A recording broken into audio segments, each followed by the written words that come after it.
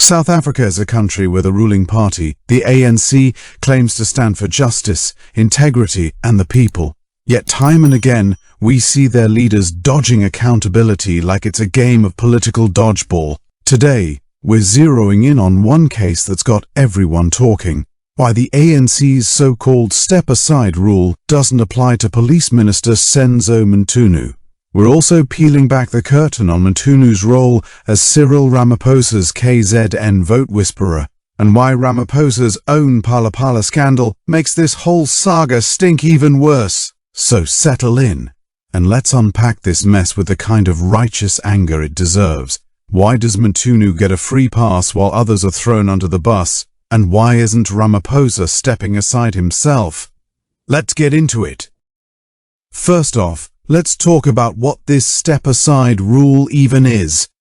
The ANC, in all its self-proclaimed wisdom, cooked up this policy to protect their precious image. The deal is simple. If you're an ANC member and you've been criminally charged, you're supposed to voluntarily step aside from party duties. Sounds fair, right? It's meant to keep the party's reputation squeaky clean while the courts do their thing. Except, here's the kicker.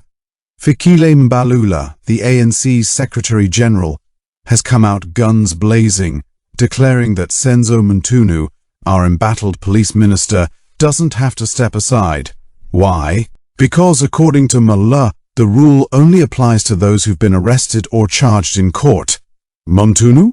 He's just chilling on special leave, while a Judicial Commission probes allegations of political interference in police operations and links to criminal syndicates.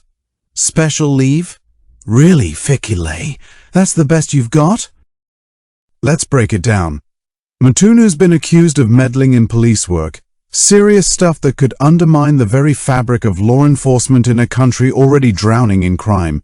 KwaZulu-Natal Police Commissioner Nhlanhla Mchunus dropped a bombshell, alleging Mchunu disbanded a task force investigating political killings to shield connected figures and had ties to a dodgy businessman, Vusimuzi Matlala, who was bankrolling his political career.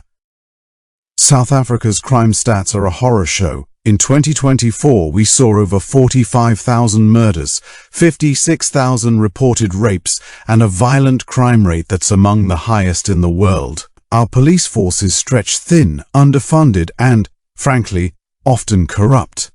And now we've got a police minister under investigation for allegedly pulling strings to protect criminals. You'd think that'd be enough to trigger the step-aside rule, right? Wrong. Mbalula's out here saying, nah mate, he's not been arrested, so he's golden. It's like saying you didn't steal the baccy because you only borrowed it without asking. Can you believe this nonsense?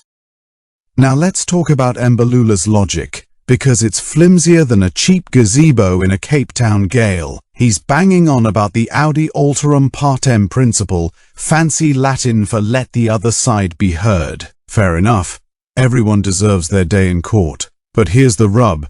The step-aside rule isn't about guilt or innocence. It's about protecting the ANC's image. Mchunu's been placed on special leave by the president himself, which is basically an admission that something's fishy.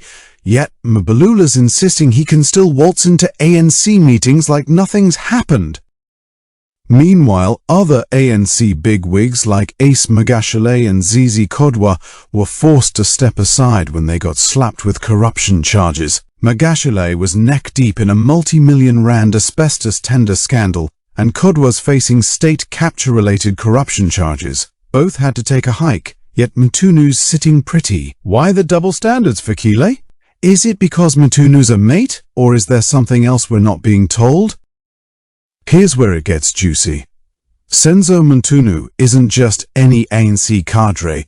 He's a kingmaker in KwaZulu-Natal, the province that's been a political battleground for years. Back in 2017, when Cyril Ramaphosa was fighting to become ANC president, Mchunu was his chief campaigner in KZN, a province where Jacob Zuma's influence still loomed large. Mchunu, a former KZN premier and ANC provincial secretary, leveraged his deep roots in the region to rally votes for Ramaphosa's CR17 campaign. The Daily Maverick called him Ramaphosa's chief campaigner in KwaZulu-Natal, and he delivered big time, helping Ramaphosa secure the presidency despite a strong anti-Ramaphosa push in the province. Fast forward to 2024, and KZN's still a hot spot.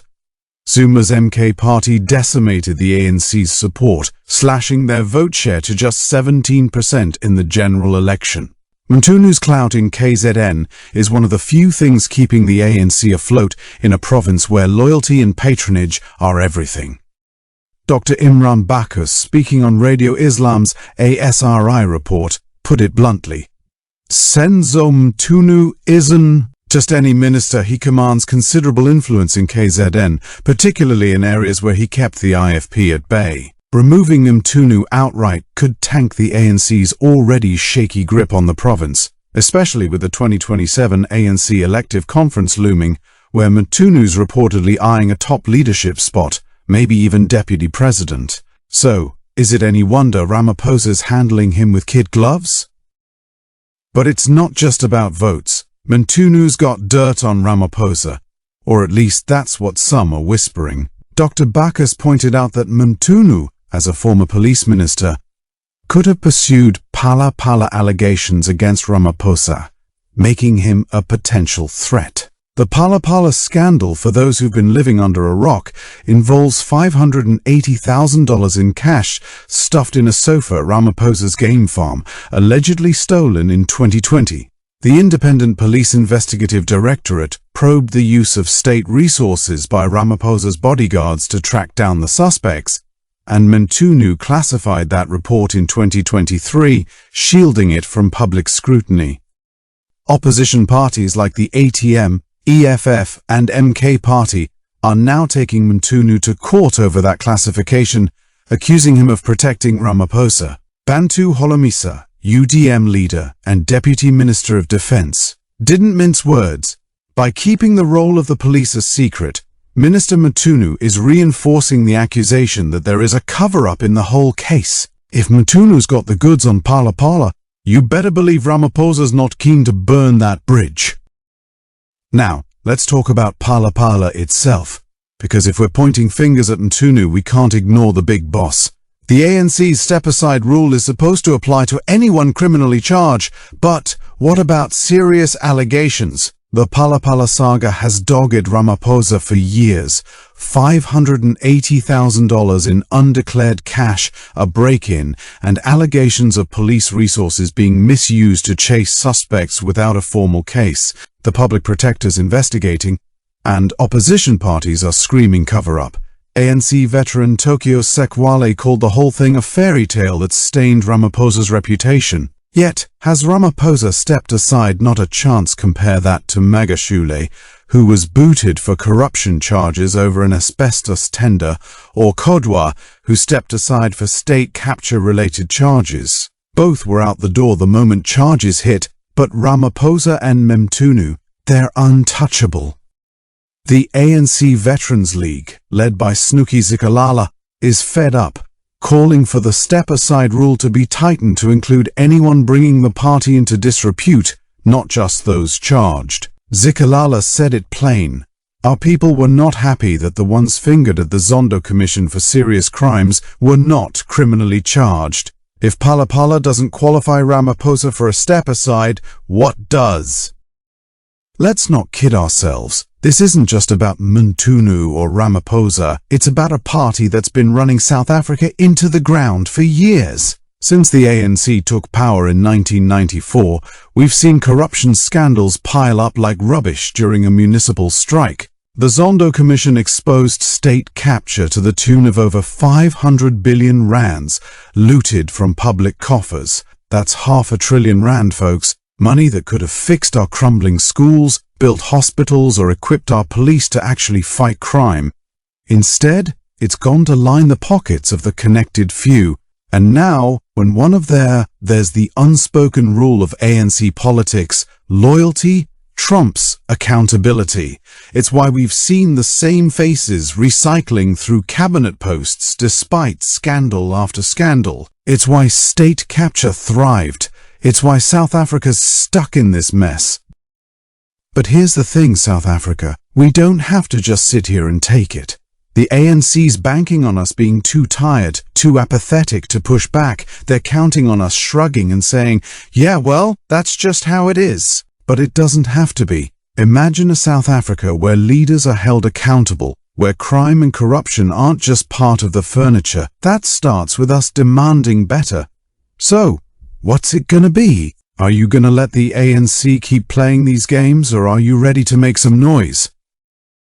Before we wrap up, let's talk about that Judicial Commission Imbalula's so keen on. It's a nice idea, but let's not hold our breath. Commissions in South Africa have a nasty habit of dragging on for years, costing millions, and delivering sweet bugger all. The Zondo Commission took 4 years and 1 billion rands to tell us what we already knew. The ANC's been fleecing the country. Will Mchunu's commission be any different?